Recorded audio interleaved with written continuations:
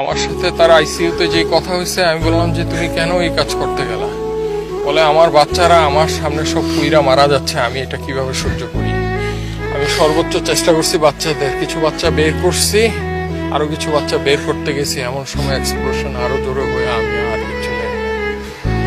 ওর ভিতরে সে নিজে পইরা নিজে পুরা ভাই 100% বার্ন হয়ে গেছে, পা থেকে মাথা পর্যন্ত চুল। শুধু সে বেঁচে ছিল, একটু কথা বলতে পারছে আইসিইউতে।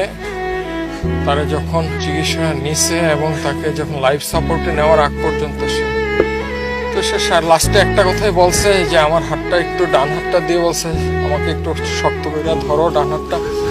আমি শক্ত করে ধরছি, ভাই ধরা যায় না, পুরা সব কিছু পুরা বুকের এইখানে নিয়ে বললো তোমার সাথে আমার আর দেখা হবে না।